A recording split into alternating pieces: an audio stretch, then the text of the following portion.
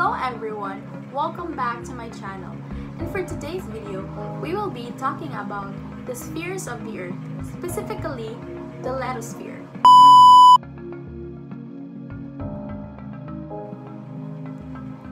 The lithosphere is the outer solid part of the Earth, including the crust and the uppermost mantle. So the lithosphere is about 100 kilometers thick, although its thickness is age-dependent, or the older it gets, the more it is thicker. So the lithosphere below the crust is brittle enough at some locations to produce earthquakes by faulting, such as within the subducted oceanic plate. In forming the lithosphere, the Earth's crust and upper mantle are attached to each other, but they differ in chemical composition. The boundary that marks this change in chemical composition is known as the Mohorovičić discontinuity or the Moho discontinuity. Thus, the distinguishing characteristic of the lithosphere is not its composition, but its flow of properties. It floats on the asthenosphere, which is the heat-softened layer of the mantle below the lithosphere. So, the lithosphere is fragmented into relatively strong pieces called tectonic plates, which move independently relative to one another. This movement of lithospheric plates over the asthenosphere is described, or what we call as plate tectonic, or the tectonic plates.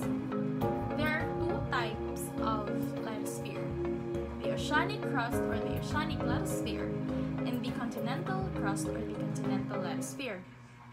The oceanic crust is the part of Earth's lithosphere that surfaces in the ocean basins.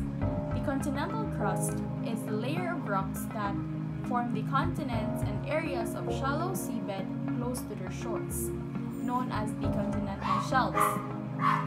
Two types of crust differ in composition, density, and as well as their thickness.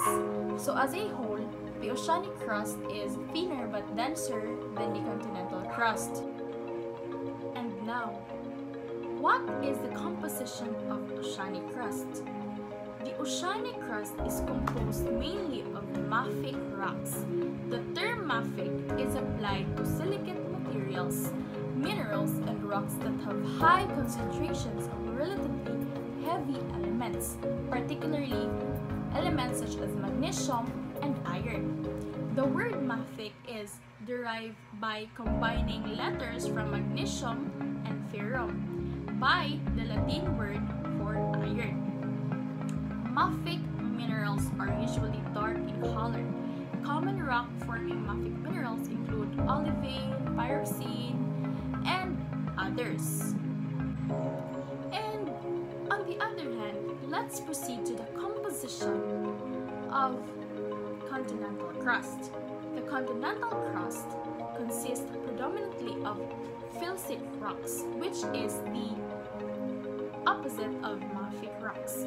The term felsic is used in referring to silicate minerals, magmas, and rocks that are enriched in silica and light elements such as oxygen, aluminum, sodium, and potassium. The word felsic combines letters from the words feldspar and silica. Felsic minerals are usually light in color. Common felsic minerals include quartz, biotite, muscovite, and others. The most common felsic rock is granite or granite. Let us proceed to the importance of the lithosphere for us. So the lithosphere is largely important because it is the area that the biosphere, or the living things on Earth, inhabit and live upon. If it weren't for the tectonic plates of the lithosphere, there would be no change of the Earth. The lithosphere provides us forests, grasslands for grazing land, for agriculture and human settlements, and also rich source of minerals. The lithosphere contains different types of rocks such as the igneous, sedimentary, and metamorphic rocks. It helps to provide the necessary nutrients required to plants.